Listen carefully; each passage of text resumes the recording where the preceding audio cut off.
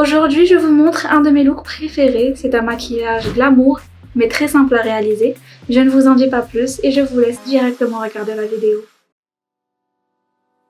Le secret pour un bon maquillage réside dans la préparation de la peau. Et tout de suite, en fait, je commence par nettoyer sa peau avec une eau micellaire. Je la rafraîchis. Et je l'hydrate et protège. Parce que oui, la crème hydratante a des effets hydratants, mais aussi permet de créer une sorte de film protecteur entre la peau et le maquillage. C'est une étape très importante et elle sera cruciale et décisive pour la qualité de votre teint. Je mets ensuite une base matifiante donc sur le milieu du visage. Là, on a tendance le plus à briller au cours de la journée. Et en fait, elle va permettre de diminuer aussi les pores, donc les pores dilatés qu'on a sur le nez.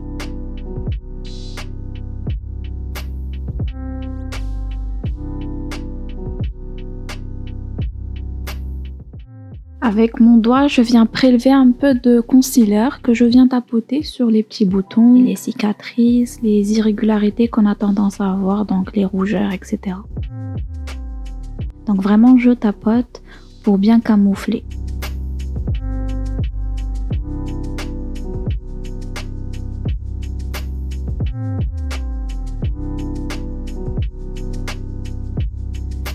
J'aime bien faire ça au doigt parce que c'est plus précis et je n'ai pas quelque chose d'épais sur tout le visage. Avec un pinceau fond de teint, je commence par tapoter là où j'ai mis en fait le correcteur. Donc je tapote pour ne pas déplacer la matière.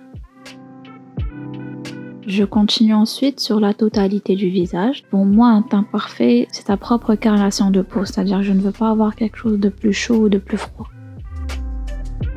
Ensuite, je viens au niveau des cernes et je mets quelque chose de plus foncé, donc un anti-cerne légèrement plus foncé que son cerne, question de neutraliser le côté bleuté. Ensuite, je viens donner un peu de lumière, donc avec un concealer plus clair. Avec le même produit, je viens créer mes zones de lumière. Sur le front, le menton, un peu en dessous de l'œil, légèrement sur le bas du creux de sa joue.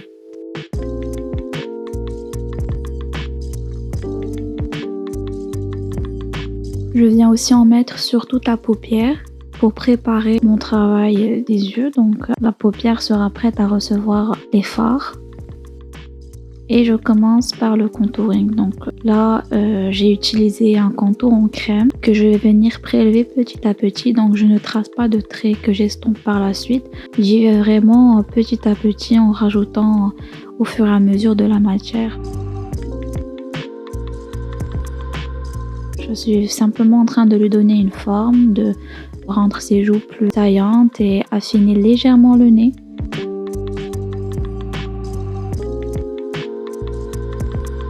Je mets ensuite une poudre libre. Je commence par en mettre en bas de l'œil pour fixer l'anti-cerne. Et je continue sur la totalité du visage. La poudre ici va permettre de fixer mon teint et de matifier.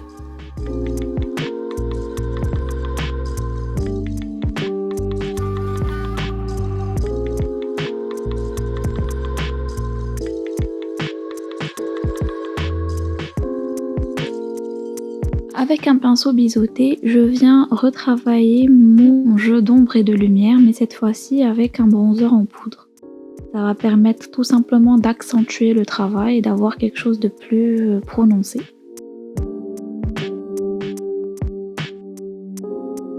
Je mets un tout petit peu de blush sur ces pommettes.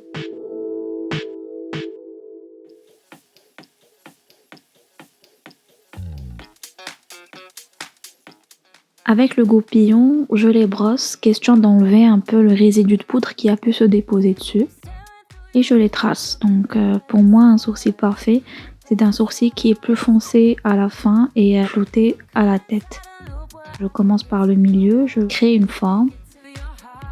Et vers la fin, quand le pinceau est un peu moins chargé en matière, je trace ma tête de sourcil. Donc j'ai vraiment un effet flouté au début et plus prononcé vers la fin.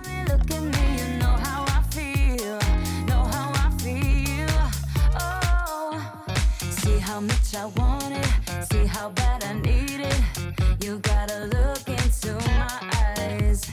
That's how much I want it, that's how bad I need it. Avec un pinceau plat, je viens nettoyer mon bas du sourcil. Think twice before you let me go. My eyes are mirrors of my soul. Pour ma première couleur de fard à paupières, le marron le plus clair, je vais venir créer ma forme. Ça va être quelque chose d'étiré. Donc je crée ma forme et j'estompe en même temps.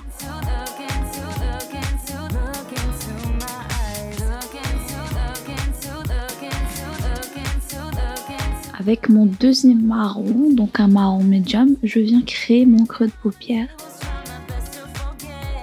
Le creux de paupière va être en fait entre la paupière immobile et la paupière mobile.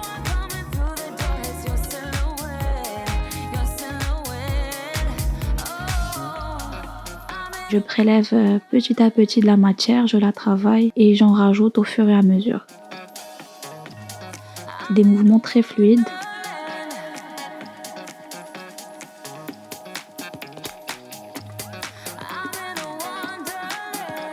Avec mon premier pinceau, je viens rallier les deux couleurs pour ne pas avoir de démarcation et avoir un côté vraiment bien estompé.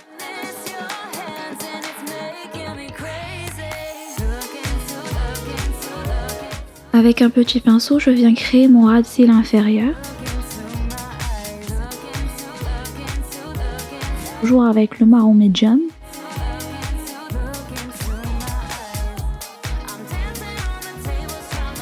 J'estompe avec un petit pinceau flouteur en utilisant le premier marron, donc le marron le plus clair.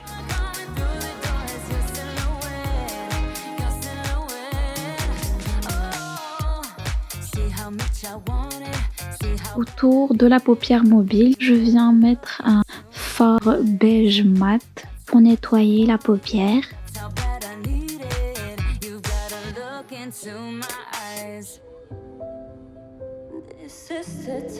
Je comptais laisser ce côté mat au niveau des yeux et j'ai tout de suite changé d'avis. J'ai décidé donc de mettre quelque chose de plus lumineux. J'ai donc utilisé mon highlighter gold que j'ai déposé au milieu de sa paupière.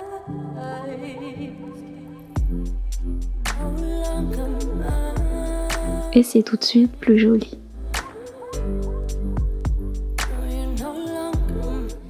Avec le même pinceau que j'ai utilisé pour son ras de cils inférieur, je m'attaque au ras de cils supérieur et je trace un trait d'eyeliner que je viens flouter au fur et à mesure que je le trace. Donc j'ai utilisé non pas du noir, mais un marron très foncé, donc le marron le plus foncé de mon maquillage.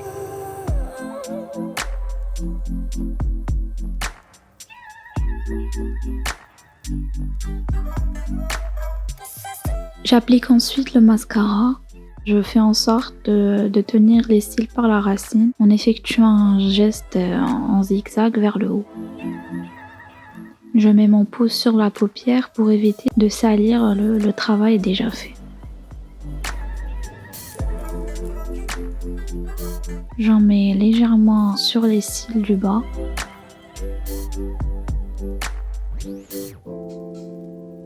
Et hors caméra, j'ai collé des faux cils, donc j'ai coupé le faux cil en deux que j'ai collé sur le côté externe de l'œil.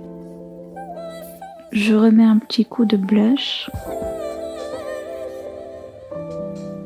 Et je lui demande d'enlever le baume à lèvres que j'ai appliqué au tout début pour tracer ses lèvres. Donc je commence par tracer ses lèvres avec un crayon de la même couleur que ses lèvres naturelles.